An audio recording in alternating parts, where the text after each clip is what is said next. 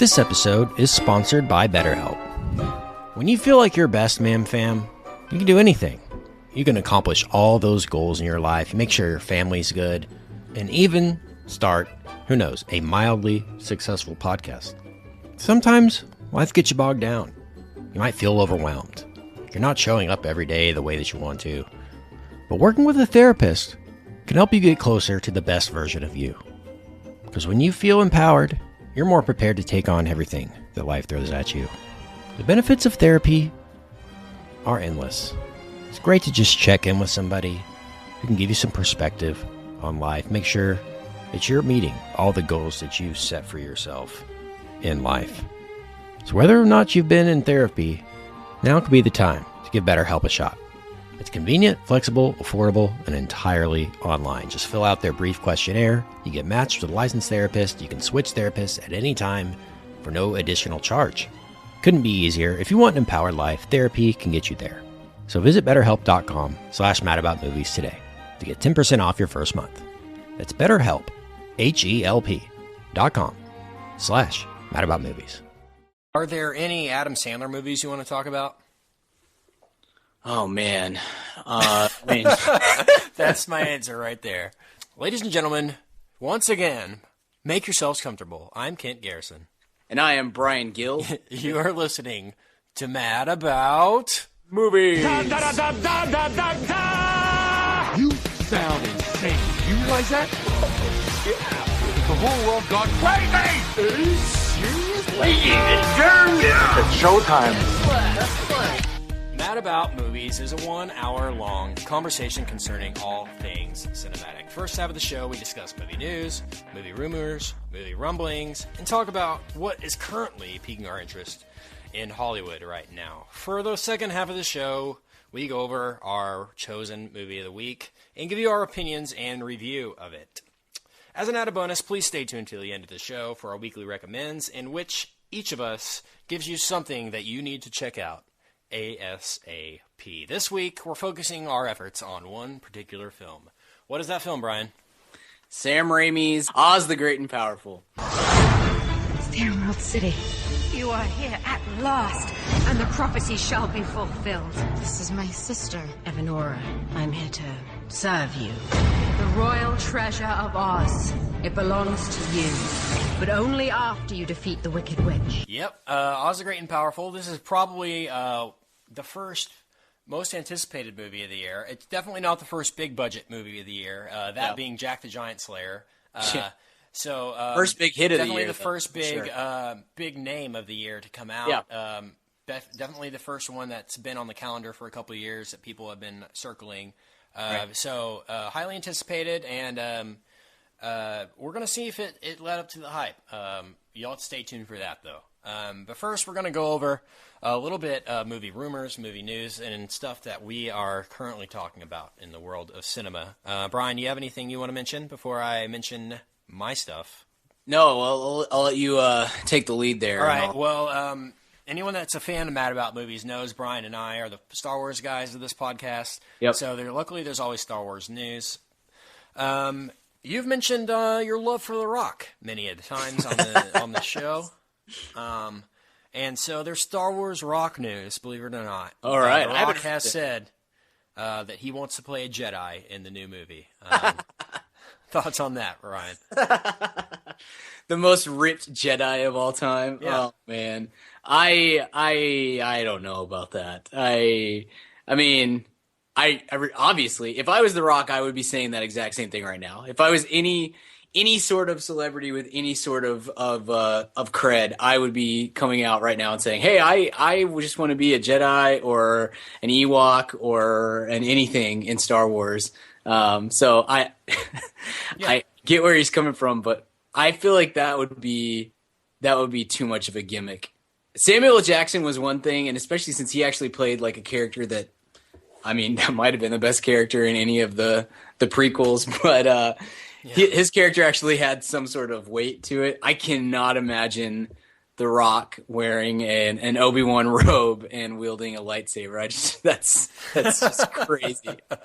It's a great visual. Funny. Like somebody needs to make I don't know, like SNL needs to do a sketch on that or something. But Man, that would be pretty crazy. He said that the things he grew up on as a kid was Star Wars and G.I. Joes, and he's already been in G.I. Joe. So all that's left is for him to, conquer Star Wars, like The Rock conquers everything. Yeah. So he, we talked about when you talked about Snitch, when you saw Snitch, that the movie was being marketed as Dwayne Johnson. I have noticed that the G.I. Joe marketing is Dwayne The Rock Johnson. Yeah, yeah. So I guess it depends use on whatever works for the demographic. Yeah, I guess it depends on the film. Yeah. So whatever works, for the demographic is what they're going to push, I think. So that's funny news. I thought you would find that funny. That's hilarious. Yeah, I hope that doesn't happen. But again, if I was, don't you agree? If you were an important person, wouldn't you be coming out right now and saying, I just want to play a Jedi or something? Like anybody who's any sort of Star Wars fan, shouldn't they all be trying to push their way into the movie somehow right now? Seriously, who's going to say no to that? Yeah. I can imagine every star when they're being asked about Star Wars, they'll be like, "Yeah, of course I want to be a Jedi." Right. Yeah. That's just a normal answer. Yeah, I just want to be a Jedi in real life, let alone in the movie. So you know. Samuel L. Jackson literally did though. When he went up to George Lucas and was like, "Hey, I want to be a Jedi." Yeah. And I want a purple lightsaber. And George Lucas did it. Called him and was like, "Hey, you're in the movie. Yeah. You got a purple lightsaber, by the way." And that was the best decision that George Lucas made throughout the three. It was, yeah. Also the only good decision that he made. That's another conversation that we need to have. But they're speaking of old Star Wars, the original cast has pretty much confirmed, as far as I know, the original cast being Harrison Ford, Princess Leia, Carrie Fisher, and Mark Hamill.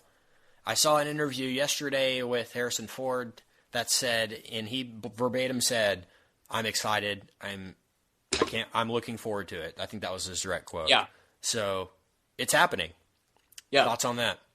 I think that's the way to go. I think we talked about Mark Hamill a few weeks ago, and I felt like that was the perfect way to get this thing started, would be to set this film, Episode 7, 30 or 40 years in the future from Return of the Jedi, and have Hamill and Ford and Fisher and whoever else from that original cast reprise their role in sort of ancillary ways, and have them be background players to Han and Leia's kids or Luke's, Jedi trainees or whatever, rather than have the whole movie be about Skywalker and Leia and Han and all those. But have them be a part of it. I think that's an important step in in this reboot, if you will, process. So, and I think it's very interesting. That there's going to be C-3PO and R2-D2. That's a given. Yeah, they'll be in it. And I saw Billy D. Williams was like trying to get like. I was going to say that. I was campaign. like, why has there not been a petition to get Lando and Chewbacca back? I think those are just as important to me for Lando. Yeah, we gotta have Chewbacca. Yeah, totally. I think we're There's gonna no get Han without Chewbacca. Yeah, I just want to see Chewbacca like in a gray, like all gray Wookiee. Yeah, Chewbacca in his old age, or just lives with Han, just hangs out at his house, drinking maybe beer. Even better / worse would be to have this is awful, but to have Han speaking fondly of Chewie, and then you just see like his head is like mounted on the wall, or like his pelt is laid out on the ground like a rug, something like that. Like we just couldn't, he passed away, but we just couldn't say goodbye, so we had him stuffed. I can't imagine them doing that. Taxidermy. It'd be such a weird, dark thing to do, but it'd be kind of funny. But where's Chewie? He's on my wall. Yeah, he crossed me one too many times. No. I think we're going to get them all. I think we're going to get all the main characters back in at least some sort of capacity. And like I said, I think the way to do it is to have them be the background players, the supporting players to whatever main storyline they decide to go with. So I'm excited to see that. And I think it's really interesting to see how Harrison Ford has kind of come back around on being a movie star again rather than an actor. Because I think 10 years ago, I don't think Harrison Ford would have done this, and I think he would have been incredulous about it. He's very humbled himself, really. Yeah. Yeah, or returning he's to the been role of one Indiana way or the other. Jones. Yeah. Yeah. But even like he went to Comic-Con for Cowboys and Aliens, and that was a big deal because he hadn't. I don't think he went for the last Indiana Jones movie, but he hadn't been in a long time. So it's very interesting to see his career really hasn't gone anywhere over the last 10 or 15 years, and it's kind of interesting to see him turning back to his roots, if you will, and re-embracing the fanboy and the roles that made him famous in the first place. So it's kind of interesting. He's really embracing that. It's something that towards the late 90s, early 2000s, Harrison Ford kind of turned into a grumpy old man, you know? Definitely, It's like you wouldn't even... If I met Harrison Ford, I would have felt scared back then to mention Han Solo or Indiana Jones, you know? You feel like if you mention... Patriot Games or one of his random movies that he did, or Clear and Present Danger, wasn't that Harrison Ford? Yeah, if you mentioned that, you would feel like he would actually carry on a conversation with you. Yeah. But now, in the conversation, the interview that I saw where he was talking about Episode 7, he's just like, I'm just really blessed to have these roles.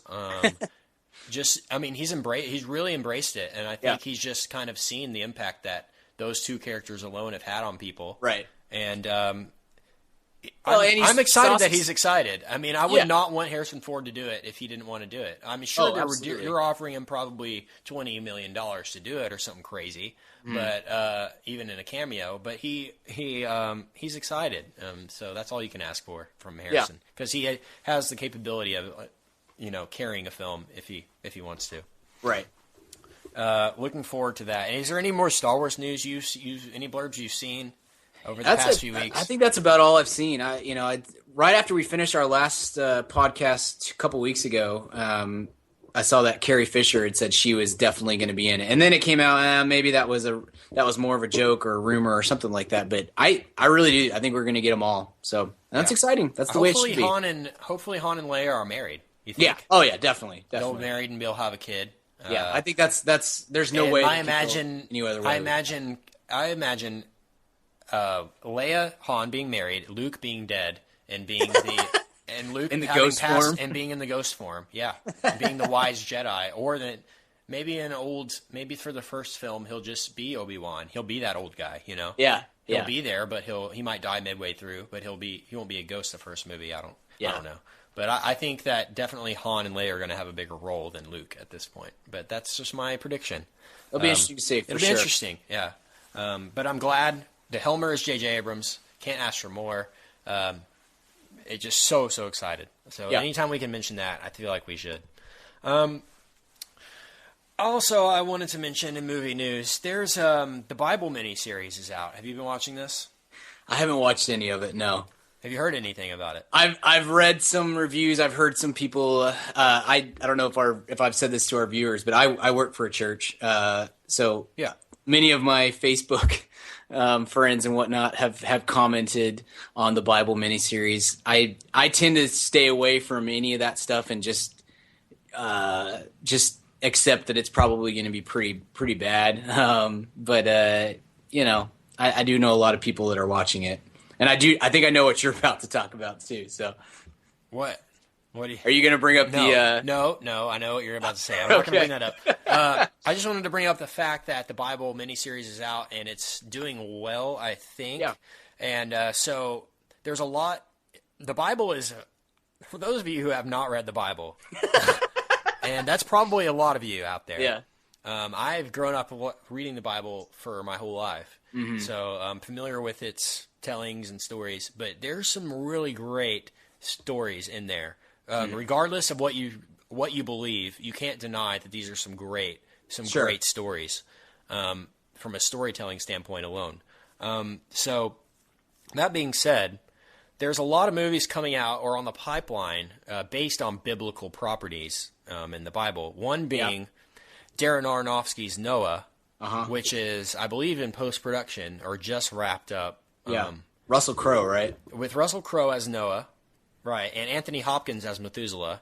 Yeah. And a lot of stars in it.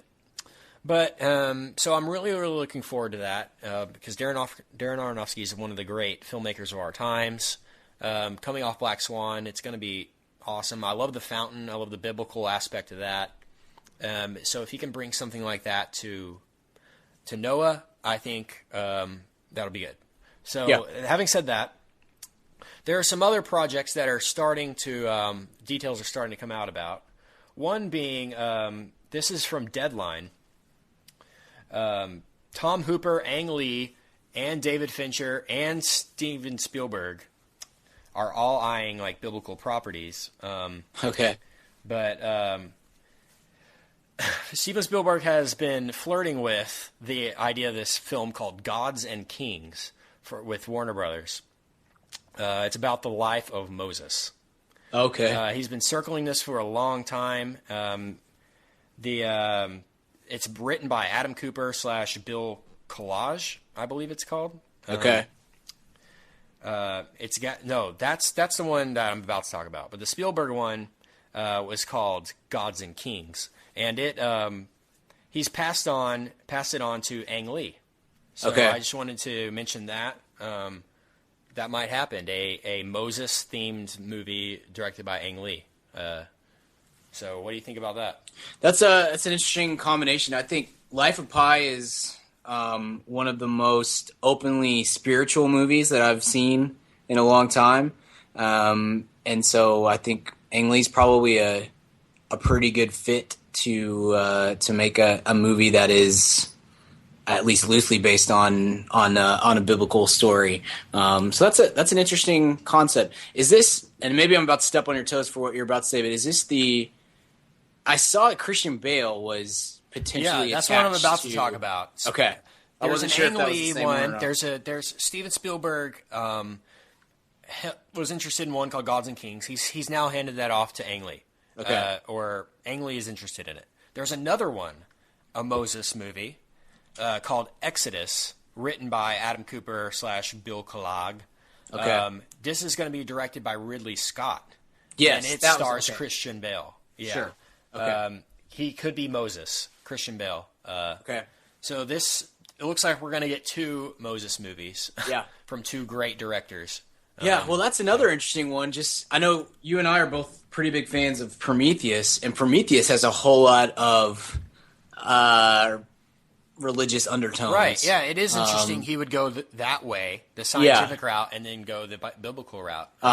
Just shows you he's a filmmaker that's into broad and great themes of humanity, regardless of what you believe. So sure, that's it's interesting stuff. I never know what to make of those sorts of movies, because I feel like you almost are setting yourself up for failure, because if you go the literal route and try to interpret Passion of the Christ. Yeah, you get Passion of the Christ, which for anyone who is a Christian, or that's a very powerful, impactful, potentially great movie. And if you're not, most people hated it. Or you go the direct opposite route and you end up doing an interpretation, and that angers the Christian masses. And so that's it. I feel like any movie that you're going to do that is even loosely based on some sort of biblical story or a biblical interpretation is very risky. That's a tough line to toe between making it a literal thing and a more of a fictional bit and more of an overarching story rather than this is how it happened, So that's it's interesting to see guys like Ang Lee or Ridley Scott or Spielberg or whoever else that are willing to put their. It's not like if this goes badly that Ridley Scott's career is over, but it's you're taking a chance for sure by attaching your name to something that automatically has a better than 50-50 chance of angering at least one group of people. So it's an interesting. I always think this stuff is fascinating. So it's different. It's certainly not something that you expect to see 2 huge big name directors that are willing to take that chance, especially with the same material at the same general time. I've always thought that there's 3 stories, especially in the Old Testament, that would make great movies. 1 being Noah's Ark, 2 being the 10 Commandments and Moses' exodus from slavery, or leading the people from slavery, and the 3rd being King David and David and Goliath. Yeah. If we could get a King David movie, I think that would be incredible. Yeah. Honestly, I mean, Charlton Heston's Ten Commandments is one of the great movies of all time. No one can deny that. So if we can get an epic movie like that, I would be interested and intrigued to see that done right. I don't think this Bible miniseries is going to do it, but it's very low budget. You can tell. So I can see what they're trying to do there, but I feel like if they tried to do that, and it's very well made. I have seen the first of it. It's very well made. I don't know about casting white guys for pretty much everything with like English accents or how biblically accurate that is. I mean, it could have been English. You don't know. Who knows? Right. But so yeah, a lot of that stuff's coming up on the pipeline. So we'll have to stay tuned for that and see how those turn out. Well, that'll be the thing is the Bible miniseries is clearly geared towards the Christian audience. Yeah. Any movie, I mean, let's be frank. The Darren Aronofsky Noah movie is not. I would go ahead and guess that it's not going to be something that is geared towards the devout Christian audience. It will be geared towards making a movie, and making a movie that he feels good about, whether that's a literal or a more fictional, whatever interpretation he wants to take. It's probably not going to be geared directly towards the same audience that that this Bible miniseries is. So, like I said, that doing that is you're almost certainly going to get some bad press just starting off, just from the conservative right Christian group. So I feel like the last movies we got from Hollywood around this is Bruce Almighty, Evan Almighty. Yeah. So if we can, I mean, I'm being serious. If we can get a serious movie about a biblical story that tells it in the way of the epic nature of it, which I think we're going to get with Aronofsky. I think it's going to be a great film. Yeah. From the screenshots I've seen and the casting and everything, looking forward to that. So we'll have to see. We'll probably do an episode on that. So yeah. So we'll have to stay tuned for that. More director news. There has been a project in development for a long, long time. And you might be familiar with it. It's the Sacha Baron Cohen helmed Freddie Mercury biopic. Yeah. You know about this? Sure. Apparently, Sacha Baron Cohen has been trying to get this film made about Freddie Mercury for a long time. Freddie Mercury being the lead singer of the rock band Queen, who tragically died of AIDS. Yep. So it's very exciting premise, incredible idea for a film. I think in the way that Daniel Day-Lewis is Lincoln, I think Freddie Mercury is going to do the same Sacha Baron Cohen's going to do the same for Freddie Mercury. I mean, he looks identical to him to begin with. Yeah. So just wait till they put the buck teeth on him, and it's going to be spot on. So he's been trying to get this movie made for a while, and now the rumors have come out that Tom Hooper might be attached to direct, coming off Les Miserables and The King's Speech. So thoughts about that? This is another one this is a risky project to me, because I don't know that everybody knows Queen. I don't know that Freddie Mercury is such a hot name that the masses are going to go out to see a biopic about him. And I kind of feel like Sacha Baron Cohen, while you're completely right, he looks exactly like Freddie Mercury. He's a brilliant actor, embody that English very actor, well. yeah. I think I know a lot of people who will not see a movie in which Borat, is the feature player. He's such a dividing force that could be a risky move for him. And I don't know, honestly, I don't know what to think of Tom Hooper as a director. I thought he did a good job with The King's Speech, and I am one of the few, I think, that stands by The King's Speech. I don't think it should have won Best Picture. That should have gone to Social Network. But I think King's Speech is a very, very good movie that does stand up as, over time.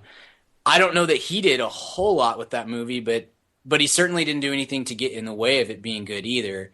I thought his direction of Les Mis was horrible, and it's appalling that he got a nomination for that. Yes, honestly. In any award that he got a nomination for any awards this year. I mean, it was really. I don't know anything about directing, and I feel like I could have done close to that good of a job. I mean, it was terrible. It was just brutal directing, and definitely got in the way of that movie being better than or being any better than it could have been. That's not a sentence.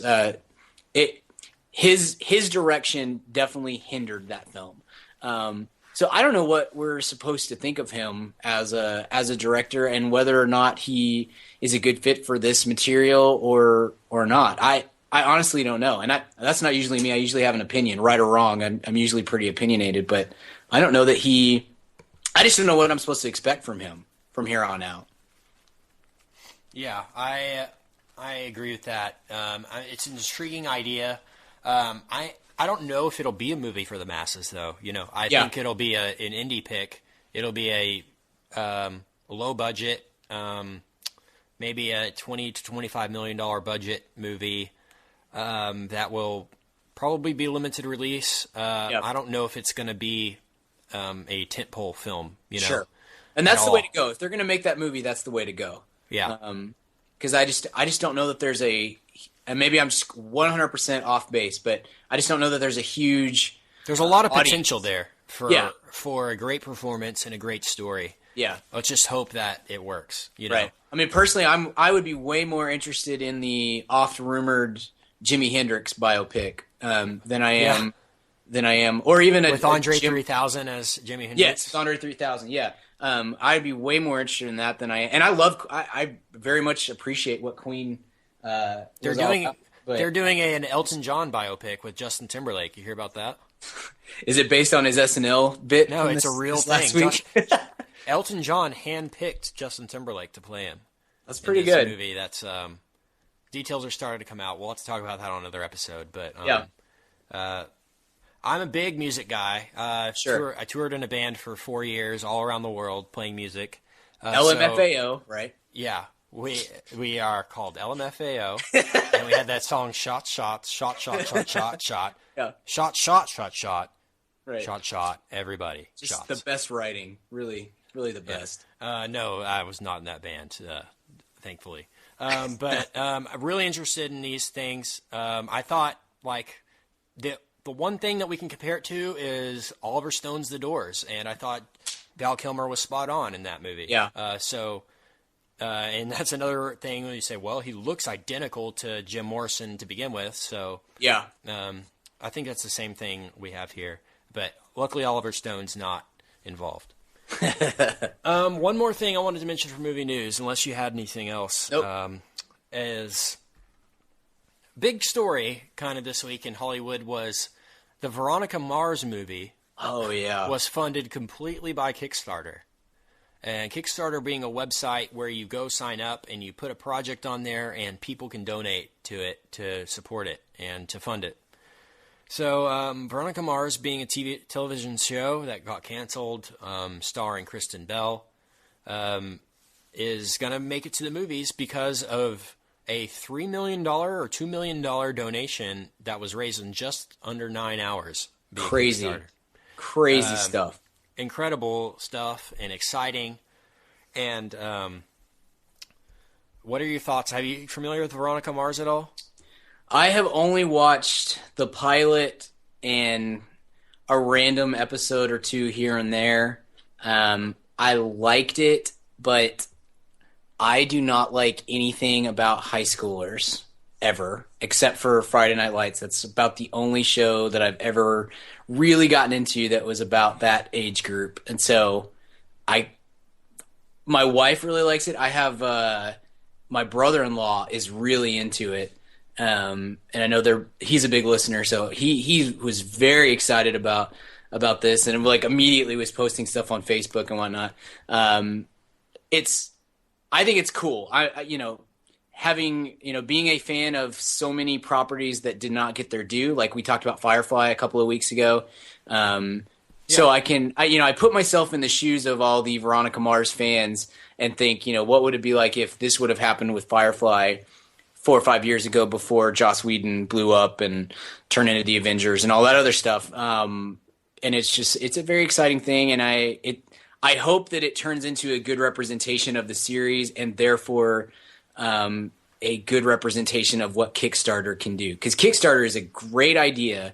And such a cool concept, and a lot of good stuff can come out of it. But if this movie turns into crap, then I don't necessarily say it cheapens what Kickstarter's trying to do, but it wouldn't be a great endorsement for that company or that website. Yeah. So the only other movie that I can think of that I know I've seen that was funded by Kickstarter, or at least partially funded by Kickstarter, was the Blue Like Jazz film that came out last year, and it is horrific. It's just one of the 10 worst movies of the year for me, and so that wasn't a great rousing endorsement for Kickstarter. So obviously, I'm hoping, regardless of how I feel about the show, which I just don't know too much about it, I hope that it works out well for those fans of the show, and just from from highlighting that service standpoint. Yeah, I wanted to mention this because, and I know I wanted to mention it with you. First thing that came to my mind when they said that Veronica Mars was rebooted because of Kickstarter, I was like, when are we getting more Firefly stuff? Yeah. And so they did interview Joss Whedon about it, and I wanted to read what he said. Sure. The question was, so what does this mean for Firefly? Joss Whedon's response: that's what everybody wants to know.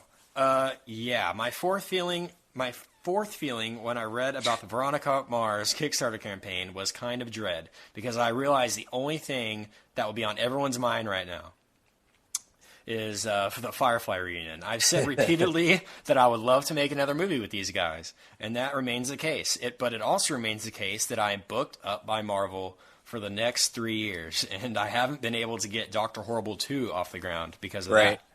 So I don't even entertain the notion of doing this, and won't, for a couple of years from now, when Nathan is no longer on Castle, and I'm no longer on the Tim Hagen of Marvel Universe and making a giant movie and loads of money. Yeah. We might look and see where the market is then, but right now, it's a complete non-Kickstarter for me. End quote. So there's your answer. It's exciting because, I mean, it's one of those scenarios where, I mean, you love a movie and the directors of the movie say, well, if everybody that went and saw the movie donated me $1, we can make a sequel, Right. Well, now you can literally do that. And I think we're going to see a lot of reboots because of this, and it's going to be great. Hopefully they reboot like old TV shows that we love, Celebrity Deathmatch and stuff like that. Just random stuff that that has a huge fan base that people would want to see again, and movies and things like that.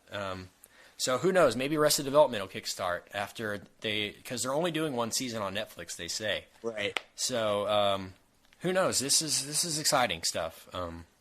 It's kind of a landmark moment in Hollywood.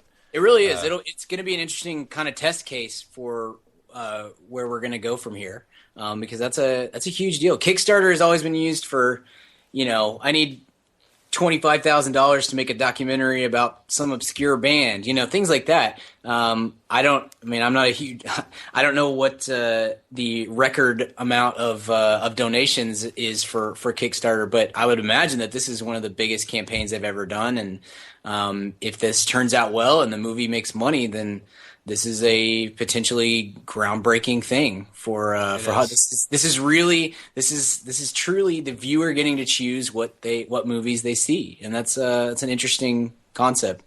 We'll see how it's very interesting. I wanted to mention one more thing. For those of you who didn't get on the list to San Diego Comic-Con, if you weren't within the first 2 minutes on the online sale, which is probably how fast it took to sell out. Yeah. Don't fret, because Dallas Comic-Con is happening this May 17th, 18th, and 19th in Irving, Texas. Nice. Book a flight and come out here, because it's a great con. Lots of comic book artists are going to be there. A lot of movie stars, and I'll mention a few now. Sure. One headliner being Captain Kirk himself, William Shatner. What? Will be in attendance, signing autographs, doing pictures and such. Nice. The LeVar Burton from The Next Generation. From Reading Rainbow, dude. Come on. Yeah. From Brent Spiner, Data from Star Trek The Next Generation will be there. Yeah. Brandon Routh from Superman Returns will be there hanging out. And one very exciting guest that I know Brian will be excited about. Captain Mal Reynolds himself, Nathan Fillion, in the house at Dallas Comic-Con 2013. So if you live close to Texas or Dallas, it's probably worth a day trip to come out, take a flight. It's right by the airport at Urban Convention Center. Yeah. So come hang out with us. We'll probably be there covering Have you ever been to this one before? I haven't been to Dallas Comic-Con. I went to the Sci-Fi Expo about 2 months ago, which is basically the winter con. Sure. And it was incredible. I was really impressed by it. They had some of the Walking Dead cast there. Michonne, she was there. There was 2 people from Firefly there. Inara was there. Okay. And I saw a Back to the Future panel with Christopher Lloyd. Nice. Leah Thompson and James Tolkien were there, and they did it. It was incredible to sit on the first row and to see them doing an hour-long Q&A. Yeah, it's really cool. One of my favorite franchises. So it's great. I mean, it's just as good as the big con in San Diego. It's not as big, of course. Yeah, but it's definitely the same atmosphere. Tons of costumes, really good time. So we'll be there probably, and we'll be hanging out. So come hang out with us. I think you and me and Richard should go, and we should get up to Brandon Routh, and you should come up to get his autograph, obviously. And you should come up with an 8x10 of Christopher Reeve, and I'll come up. I'll come up with one of Henry Cavill, and Richard will come up with Dean Cain, and we'll just demand that he sign all of them. Yeah, all 3 of them. He would do it, yeah. And he'll just do it. He'll do it.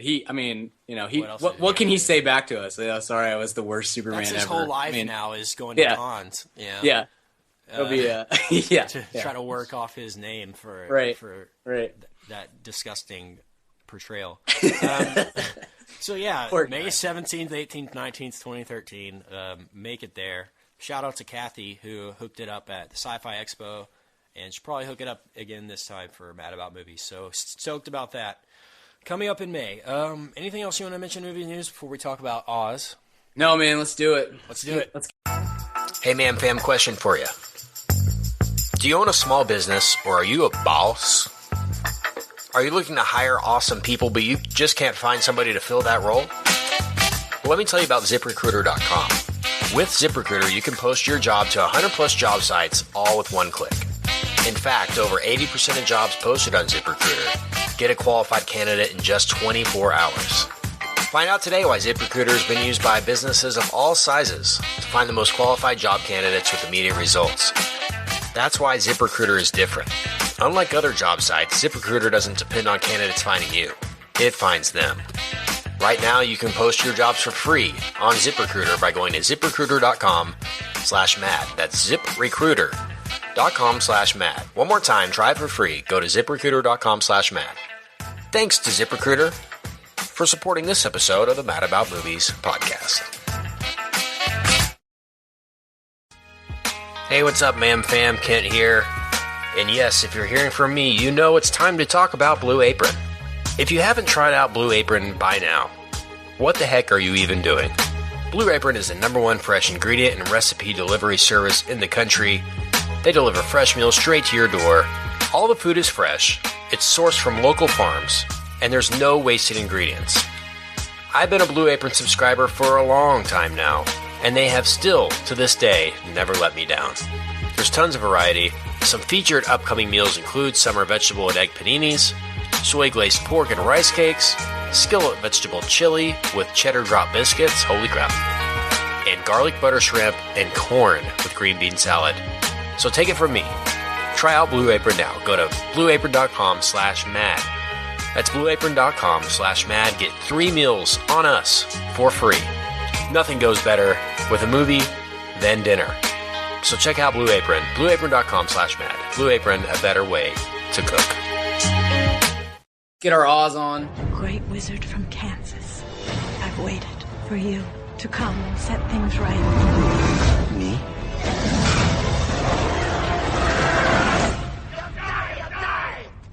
Did those crows just say we're gonna die?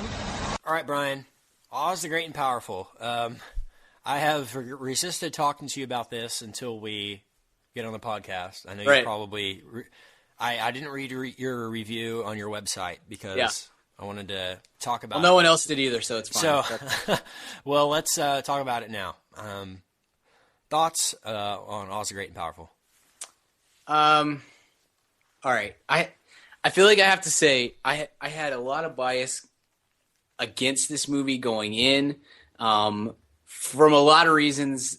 Number one, I don't think that this movie needed to be made. I don't think that we need a prequel or sequel to The Wizard of Oz. So that's number one. Number two, I'm not a huge Wizard of Oz fan. I 100% appreciate its importance in the cinematic landscape. I understand why people love it. It's just not a favorite movie of mine. So, returning to Oz is not the same as returning to Middle Earth or something like that for me. Oh, I thought you were talking about the movie Return to Oz. Which no, forgot about Return to Oz.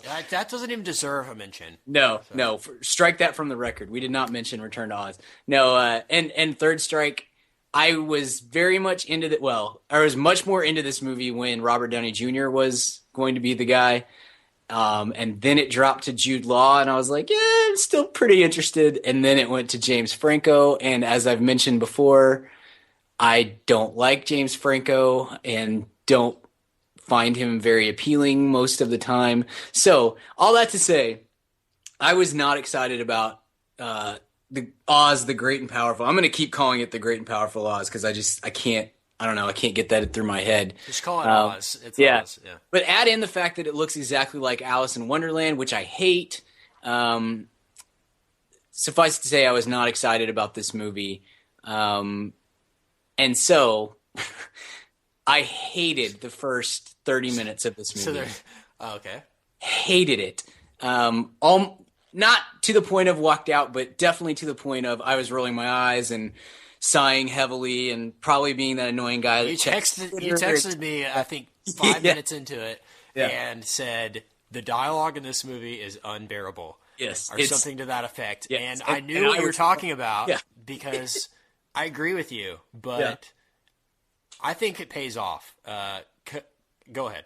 It gets much better. A lot from better. The first third. It's a movie that I think I gave it a B this week on my review. I really don't like a lot of this movie, but as a whole, it's better than I expected that it was going to be, and certainly better than what I thought it was going to be in the first act. And so I gave it a B, and I feel like the average moviegoer is really going to like this movie. I definitely felt, and I don't feel like this very often, but I definitely felt like movie snob when I was watching it and picking apart all the things that I didn't like about the movie. Because I generally, when I write a review or when we talk about a movie on our podcast, I try to review it from the standpoint of the average moviegoer who maybe only gets to see one or two movies a month. You know what I mean? Not like me, who I go to the movies. Generally speaking, Kent's the same way. We go to the movies 2 or 3 times a week a lot of times, and so I'm going to see movies from a different standpoint than what my parents are going to see it as, or my friends who have kids and don't get to go to very many movies. So I try to review from that standpoint. And as I was sitting there watching it and picking apart all the flaws, I really did feel like, all right, I'm kind of being a pretentious movie snob, because everybody who was with me really enjoyed the movie, and I just kind of kept to myself of I hated this, I hated that, I hated this, And specifically, what did you hate? I'll give my opinion first, but start thinking about the specifics of what drove you crazy. But so the whole, just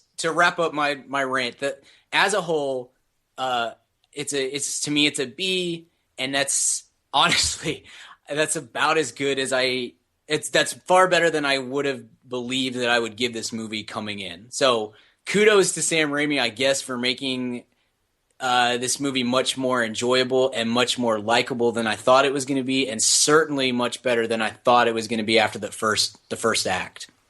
Right. Kudos to him.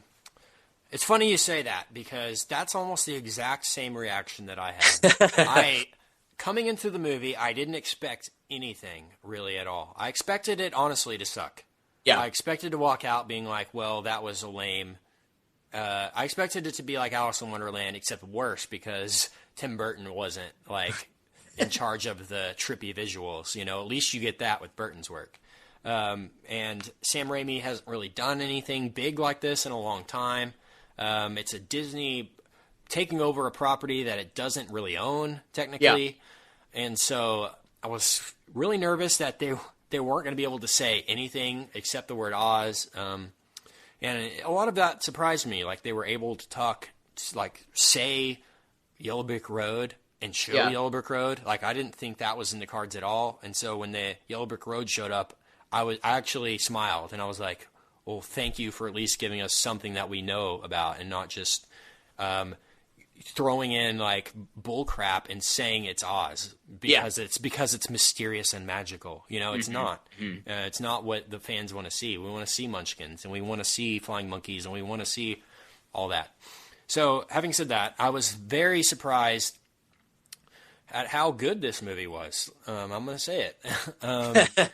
I agree with you. The first bit of it is cheesy, but it was meant to be cheesy, I think. It's meant to be like a 1905 film, you know? It's a black and white 4:3 movie at the beginning, and it really puts you in that awkward kind of mood, and it feels like you're watching a television show.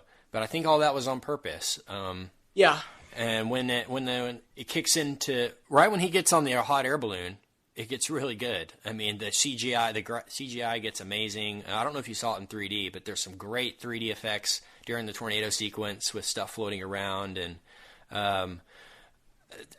the beginning of the movie was necessary, because in the first Wizard of Oz, they had the same thing. It's just like sort of a ho-hum, like, okay, get on with it type of thing. You know, it's just introducing characters, showing people's faces, so that later in the movie, you're like, oh, that was the person from the beginning. Oh, that's his uncle. And so, you know, you get the Zach Braff in the beginning, who's his assistant, and you get the little girl who can't walk, Joey King. Right. And you get the Glinda character, Michelle Williams, at the beginning. Right. And so, once it gets to Oz, I was pleasantly surprised by how he managed to... I felt like James Franco's character was in the real world. I mean, he's a normal guy living in Kansas or whatever. Yeah. And he really they put him in a magical land. And I really felt like during the film, that's what we were getting. We were getting a normal guy in an extraordinary circumstance, you know? Yeah. I kind of disagree with you about James Franco. I think I said before, he's a brilliant actor. Everyone knows that. I think, honestly, he's kind of playing everybody, you know? I agree with that, and that's so part of what smart drives me crazy, is that I know that he is better than what he does. And that, to me, it's sort of like it's the underachieving athlete, you know? It's Shaq was like this for a long time in his career, where he is the most dominant player in the NBA, and yet he rarely asserted his dominance. And it drove me crazy, because it's like you could average 30 points a game and 15 rebounds and 4 blocks, and you could just be the most devastating force in the NBA, but instead you're content to score 22 a night and kind of play defense and then just really pick it up in the crunch time moments, or once the playoffs come around, or something like that. To me, that's how Franco is. It's 127 hours. This is Oscar material, so I'm going to bring my A game. And he did, and he's great. And then you get even things like Your Highness don't bother me, but Rise of the Planet of the Apes, he does nothing for me in that movie. You know, and that's what bothers me on Franco. I think I just don't find him appealing, unless he is really bringing his game. Yeah. And so I'm honestly glad it was Franco over Jude Law. I don't think this script is Jude Law's script at all. I would agree with that, yeah. I think James Franco's comic timing is spot on a lot of times, especially in the Oz Great and Powerful and Pineapple Express. Yeah. Hilarious in that movie. Plays a guy that you wouldn't. He's not even like he's acting. Like you really think he's a stoner, like a drugs pot dealer in that movie. Yeah. And it's funny, and he's very funny, and he's a great actor. I was not expecting this movie to be a comedy, but I really feel like it was a comedy in a lot of areas. It was way, way funnier. I mean, I saw it in a packed audience. I don't know how you saw it. Yeah, mine was pretty packed. There was a lot of jokes that went over very well with an audience. So, what did you think about the humor aspect? I thought it was it was relatively funny. One of the best parts about the movie, and again I say I'm not a huge fan of Wizard of Oz, just from a favorite movie standpoint, but I thought it had the tone and the attitude of the Wizard of Oz down pat, and I think that's part of what makes it successful or somewhat successful, is that it felt like it belonged with the Wizard of Oz. Just the tone and the fairly lightheartedness of everything, and I appreciated that. I felt like it had the spirit of Wizard of Oz, and that plays out, I think, in some of the comedy and the little bit of the cheesiness and whatnot. And so, yeah, I was pleasantly surprised by the humor, and I felt like I felt like that might be the strongest part of what was otherwise a very weak script, which would be my big something I can talk about in a bit if you want to get into issues and complaints and whatnot. Go ahead and go into the complaints, because I've already given my overall thoughts. So sure. Go for it. Well, I thought I did. I texted you in the movie, and I never do that. I never text while I'm watching a movie, especially in a packed theater. That's what I was thinking. I was like, why are you texting during a movie? Don't you know better? Yeah, I never do that, but I did turn my light down to minimal level on the phone. So at least I did go that far. So sorry if you were in my theater and you were disturbed by my texting. But I did notice that you didn't text me the rest of the movie. Yeah. You said that, and then you're like, okay, it's not so bad after all. It was just, it's a little rough at the beginning. If you can get through until he gets to Oz, you got it made. I would take it a step further and say I hated this movie until he left to start out on the journey to kill the Wicked Witch. So like even up to the point of when he meets Rachel Weisz's character and he leaves the Emerald City, I hated it. And I felt like so much of the dialogue was as weak and uninspired as you could possibly get. I hated the dialogue, and I felt like the performances. Franco was fine. I'll talk more on Mila Kunis in a minute, but Rachel Weisz even I felt like was save spoilers for what happens definitely with those especially in the early going though. Her performance was very wooden to me and kind of over the top. I don't know.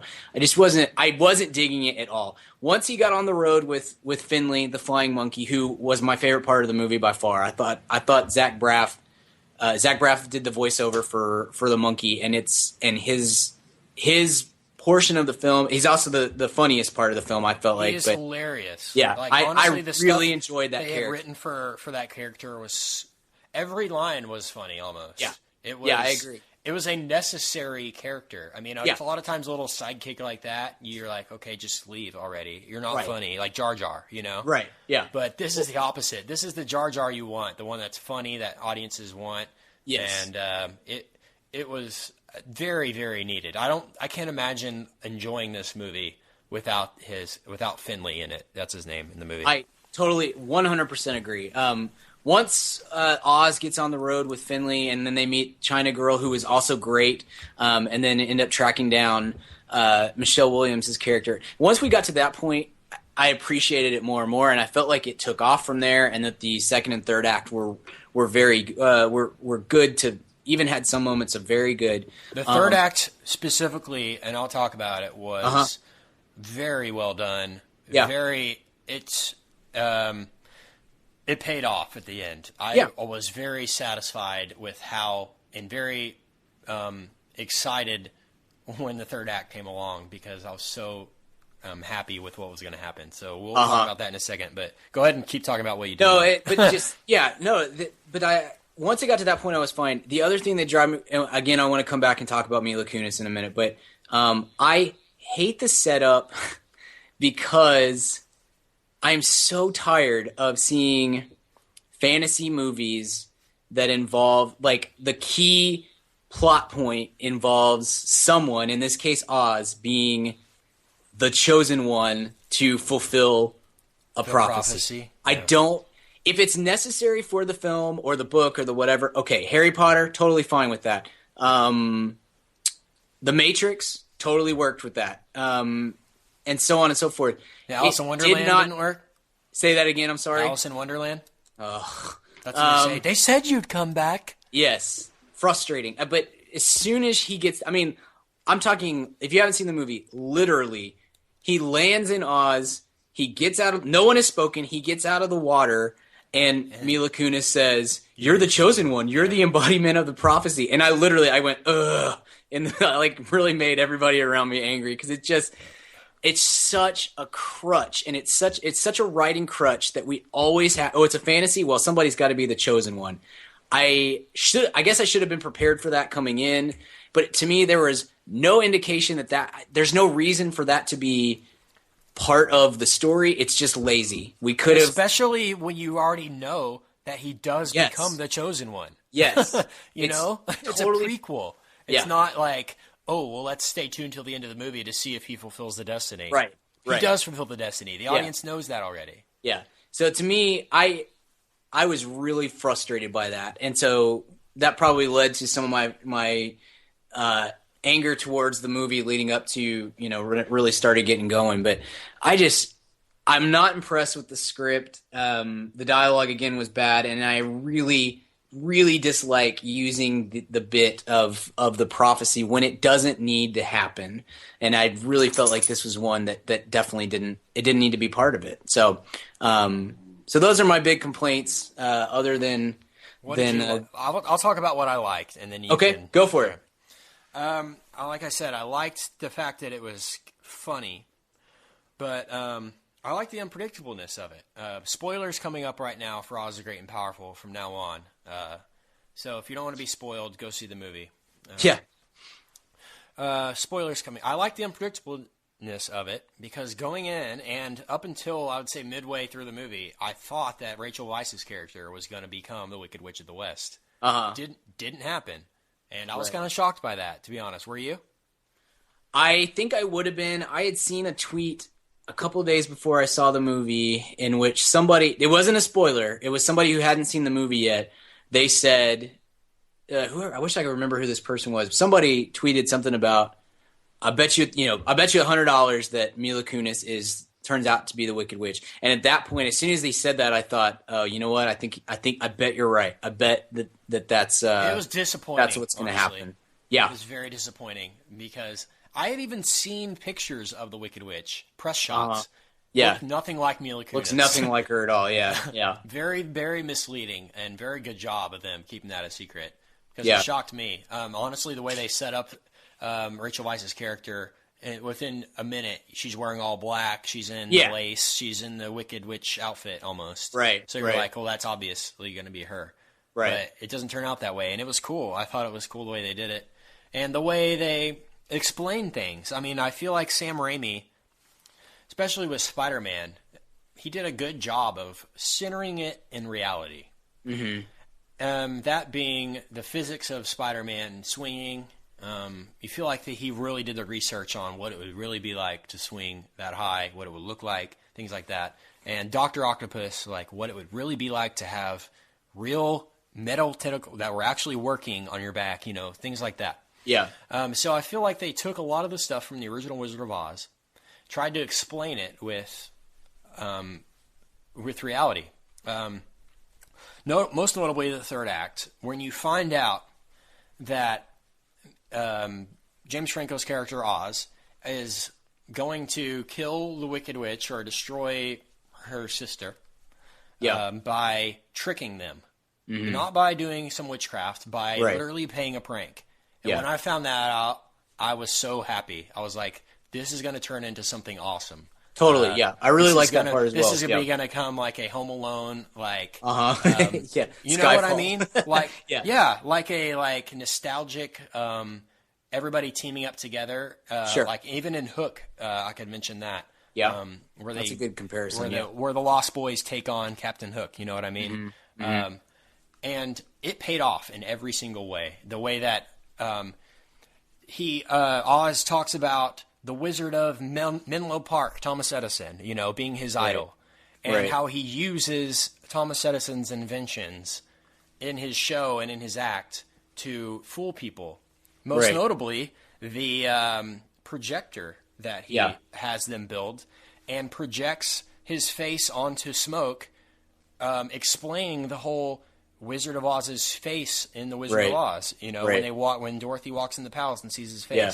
And that's a very satisfying moment, That's too. a very, very satisfying moment for a moviegoer, for somebody who's a fan of the others. You're like, oh, now I know why and how Oz did all this in the first place, in the first movie. You know what I mean? Yeah. It gave some credibility to it, and that's what I wanted from this movie. I wanted it to set up not a new franchise, but kind of breathe a little bit of life into Wizard of Oz. I mean, the movie was made in 1939. It's not getting any newer. I wanted it to explain some of the stuff that we saw in the Wizard of Oz, and I felt like, especially from Oz's perspective, it totally, totally delivers on that standpoint. Yeah. Thoughts on that? Yeah, I would agree with that. All the things that you mentioned were the things that I enjoyed about the movie. It's also very visually appealing, much more so, in my opinion, than Alice in Wonderland was.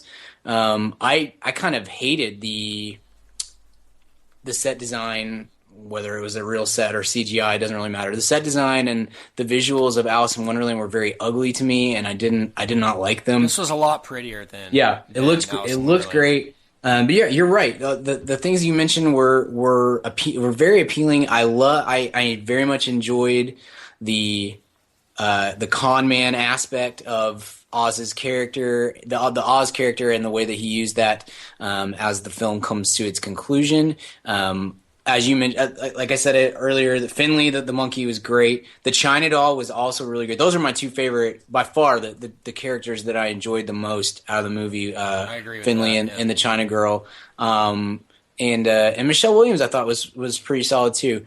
So yeah, there were definitely things to like about it, and I came away very impressed with Sam Raimi's direction, and the way that I kind of playing off what you said. I liked the way that he almost paid homage to The Wizard of Oz while at the same time delving a little bit deeper than where that movie went, or at least explaining some of the things that happened in that movie.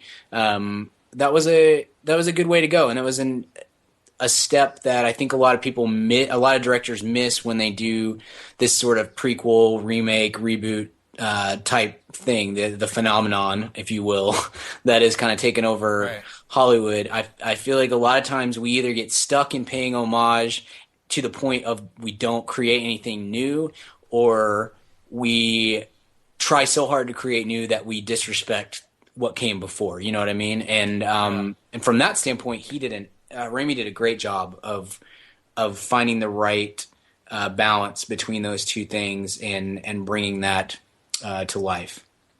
I agree with that. Sam Raimi did a magnificent job on this film with what he was given, for sure. Yeah. I like you said, I like how it paid respect to the old movie without tarnishing its reputation, not trying to erase anything it did, but simply pay honor to it, really.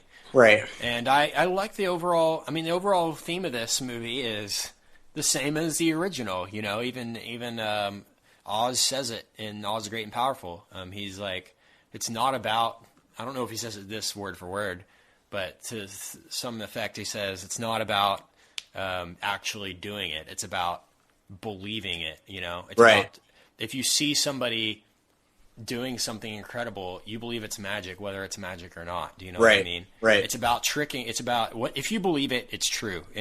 It's in the words of George Costanza, it's not a lie if you believe it. Yeah.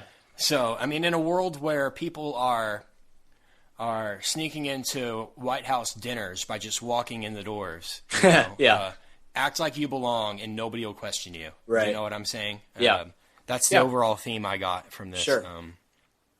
From this movie. Any other thoughts overall? And all is great and powerful. Yeah, I wanna ask you, and then I'll share my thought. How did you feel about Mila Kunis in this movie, and what do we think of her? What do we think of her overall? Because I have a pretty strong opinion, but I want to hear what you have to say. I think she is obviously capable of good work. She's shown us that in Black Swan. Yeah.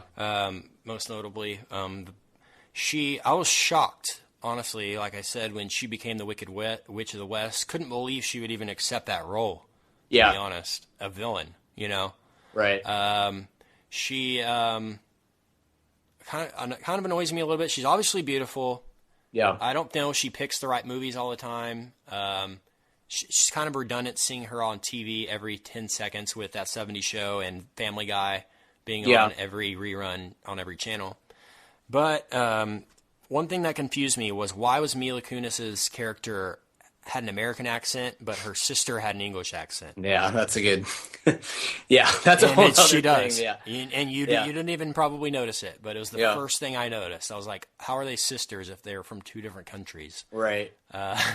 And so, overall thoughts on Mila Kunis is she's okay. She has potential, but to me, she's like Natalie Portman. I mean, has her moments, but overall, she's just a average female actress. What are your thoughts? Okay. I think she was very good in Black Swan. I very much liked her in like Forgetting Sarah Marshall.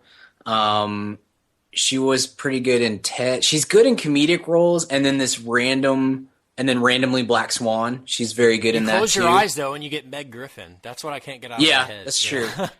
I thought that she was really, really bad in this movie, and I will say that she was not given anything to work with from the script. Her dialogue is by far the worst in the movie.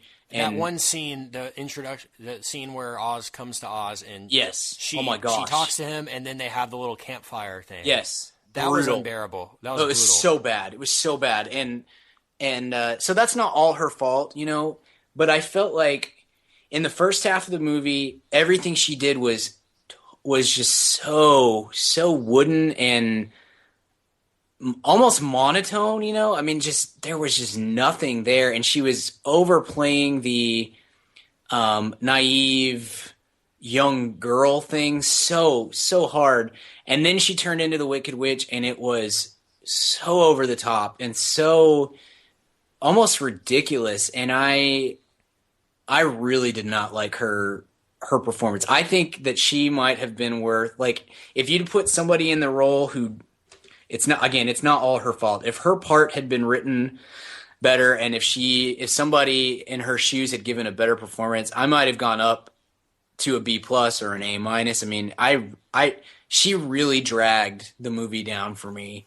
And as somebody who, I like her, like as a person, she seems like a cool person, and I know that she is capable of doing good things, but this is certainly not the first time that I've seen her in a role where I felt like she was completely overmatched by the situation and or was not worth being in the movie. It wasn't very good casting with her, honestly. I agree. She felt kind of missed. She felt kind of out of place, uncomfortable, like you said. But you can't blame her for taking the role. I mean, no, I don't blame her for taking the role. Yeah,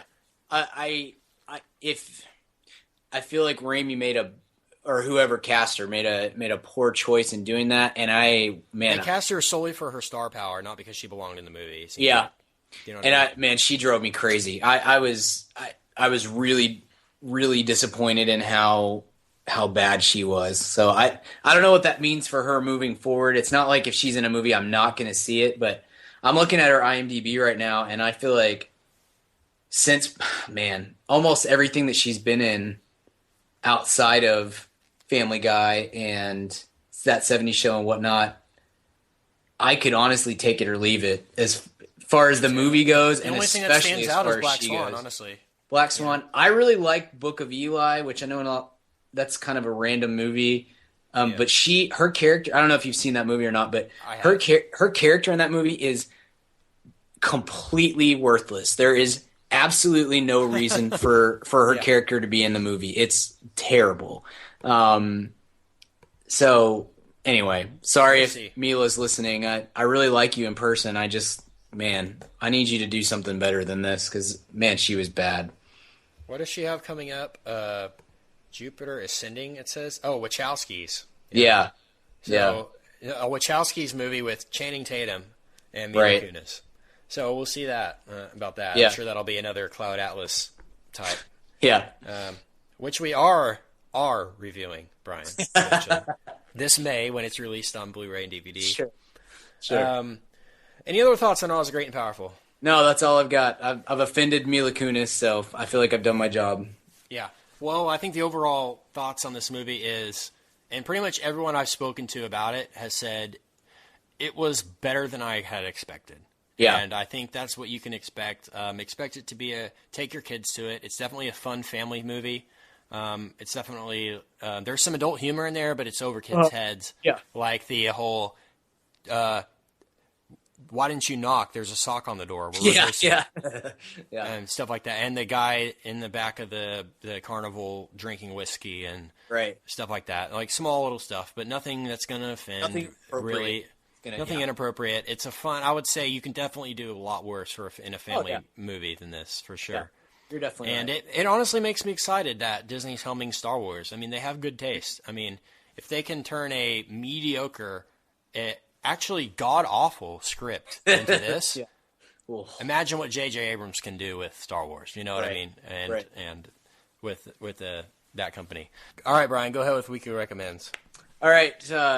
Keep it short this time. All right. I've been swamped lately. Haven't had much time to watch anything new, so I'm going to go old school here. My sister-in-law was in town this last week. We found out she had never seen the 80s classic Top Gun. Neither have I. Oh, so anyone that wants to unfollow me on Twitter, now's the time. You are missing out, dude. And like any 80s movie, I think Top Gun, that's not like Star Wars or Raiders of the Lost Ark. I feel the need. The need for speed. I know that line. Yeah, so that's well, pretty you're much halfway the movie, there. Right? No, almost any 80s movie, I feel like if you didn't see it either in the 80s or in your young formative years, as I did, I wasn't. It came out in 86. I was 3, so I was born in 87. So there you go. Yeah, but I saw it when I was in, probably a freshman in high school or something like that, and it turned into a staple amongst my group of friends. I mean, we watched it like once a month. Like any 80s movie, if you didn't see it back then, you're probably not going to appreciate it as much as I do, or anyone who's, has seen it a half dozen or a dozen times. But I was reminded of, Tom Cruise is great. I love Tom Cruise, and we're going to have to do a full pod on Tom Cruise at some point, because Richard's in the same boat as me. Rants and raves, Tom Cruise, yep. Yes. We both have a great affinity for Tom Cruise pictures. He's great. This is one of Val Kilmer's best. It's very cheesy, but one of his better performances, and just so Val Kilmer. Watching that, it almost makes you sad just thinking about where he's going to go in the next 25 years. Even Anthony Edwards is really good. But the thing that sets it apart from so many other 80s movies are the action sequences. I feel like a lot of 80s movies that aren't Die Hard or Star Wars or Raiders or one of those, the action sequences look terrible now, looking back at them. This was, I think, and I may be wrong here, but I believe this was the first movie that the Navy ever allowed to the production company to use legit Navy equipment. And so all the action sequences obviously take place in the air, and they're all done for real. I mean, they're all real pilots piloting, real F-16s, and going through these training games and whatnot. And so it is incredibly realistic and lifelike. And so it's, the movie's 25 years old, but it's still it could have been shot yesterday. I mean, and maybe even better than that, because I think nowadays they just CGI it and it turns into stealth, or something like that. But the action and the in-air sequences look incredible still to this day. And it's something that I'd kind of forgotten over the years. And it's also got, it's got a lot of great catchphrases, a lot of 80s sentimentality and reusing of the same 4 songs over and over again. So there's definitely a cheesy factor to it. But anyway, I love Top Gun. If you haven't seen Top Gun in a while, definitely time to check that out again. If you've never seen Top Gun, it's on Netflix. Give it a shot, even if it's not one that you end up loving. We had 3 or 4 people in the room that had never seen it before, and I don't think any of them came away with the newfound fascination with the movie. But it's definitely one that I feel like people need to see, and just because it's kind of a pop culture icon in a way. So check it out. 3D version is out, so now I have to see it. There you go. I'll promise I'll see it probably before the next podcast. So one of these days, just bring it up and ask my thoughts on it. Sounds good. It's one I need to see. Yeah. My weekly recommend this week is a TV series. It is on Netflix. It's a TV series / documentary / movies. It's called ESPN's 30 for 30. Yeah. And we might have mentioned it before on the podcast. I think we mentioned the Keith Olbermann being on one of the shorts, but this is a series that started in 2009 as a celebrating 30 years of ESPN. Yep. And it originally was supposed to be 30 films by 30 different filmmakers. Mm-hmm. So they did that, and it got such a good response that they sort of continued to make them, and it's great. All the subjects are handpicked by Bill Simmons of Grantland fame and ESPN fame. It's just really, really well done. For the past few, they are all on Netflix. I think except for the one that aired this week, I think pretty much they're all on except for that one. Yep. I think there's got to be over 50 of them by now. They cover every aspect of sports pretty much. Every sport. They cover track and field, football, hockey, baseball, basketball, Olympics, everything you can think of in sports. There's probably a 30 for 30 on it. And it's just incredible, incredible filmmaking. I feel like if this was individual movies, these would be Oscar-worthy documentaries on their by themselves. Most notably, it's not a 30 for 30, but it is a ESPN Films. It's called Catching Hell, the story of Steve Bartman. It was the play back in the 2003, I believe, World Series. It was the NLCS. It wasn't NLCS. Between the Cubs and Marlins. Yep. And the guy, most of you who are sports fans know that a fan interfered with a controversial foul ball and subsequently led to the Cubs losing the game, ultimately losing the series. And they hadn't been to the World Series in however many years, 80 years or something. So they're movies about the impact of sports on society, how great these moments are in sports that happen randomly, and every game is unpredictable. You don't know if you're going to witness history with every. I mean, I'm a sports major. I mean, I direct sports games for TV. That's what I do for work. So I am super into sports. And anytime we can go behind the scenes and sort of get some of these stories, it's great. There's one about the Fab Five, the Michigan Fab Five that I just watched. There's one about the USFL that's from the 1980s called Small Potatoes. You should check that one out. There's one that I watched called Going Big. It's about Sam Bowie, who was picked ahead of Michael Jordan in the draft, who ended up getting hurt and being a complete not bust, but just not panning out. Yeah. And just stories like that. There's one about Wayne Gretzky when he got traded from Edmonton to L.A. Just great, great documentaries. If you're a sports fan, which I'm sure you are, everyone in America likes sports. Check out 30 for 30. Buy the Blu-rays. It's honestly, it's worth it. One of these movies is worth the price of the Blu-ray, and you get 30 of them. So they're excellent. And even if you're not a sports fan, watch them. My wife's not a sports fan at all, and she's probably watched 20 or maybe more of these. I'll watch any of them, even if I have never heard of the story. They're excellent, and I think that's maybe the best part is that they didn't pick the most obvious stories to do these things over. It's not like everything is and they're not broad either. That's the other thing. Almost all of them are very personal, micro, and it's just going to be not just about. We're not going to do a documentary about Wayne Gretzky. We're going to do a documentary about Wayne Gretzky getting traded from Vancouver to Los Angeles. Edmonton. Edmonton to Los Angeles. So it's a much more fascinating concept. You're totally right. Those are all great. I have all the original 30 on DVD. Yeah. And then I think I've seen all of them except for the Bo Jackson one because my DVR cut out. But I did see it the other day. You haven't seen that? I haven't seen it, but I saw it yesterday. They just added it this week. Yeah, it got added, so it's on my queue. So I may queue that up. That one is amazing. It's called You Don't Know Bo. Yeah. Yeah. My two favorites, just real quick. I know we got to get out of here. The two that I really like. The one called the Guru of Go, which was about the Loyola Marymount player who died, is fascinating and heartbreaking. And I thought the one on Magic Johnson's HIV announcement, which I think is called The Announcement, is spectacular television, and is so good and so strong. Excuse me, and so good to watch, even if you're not a sports fan. It's just matters pop culturally as well as sports wise. So my favorite one that I'll mention, besides Wayne Gretzky, is called Jordan Rides the Bus. Yeah, about Michael Jordan quitting basketball to become a professional baseball player. Yeah, and no, that's not a fiction. Right. That's not just the first half of Space Jam. No, that is it really happened in the 90s, and it was incredible story.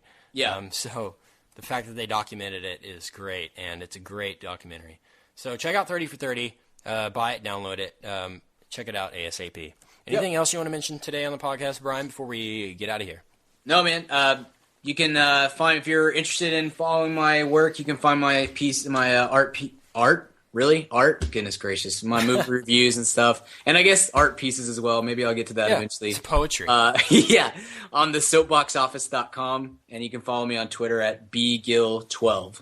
You could follow me on Twitter at Kent Garrison. You can email the show at madaboutmoviespodcast@gmail.com. Like us on Facebook. Subscribe. Tell your friends. Until next week, we will see you at the cinema. Goodbye. See ya.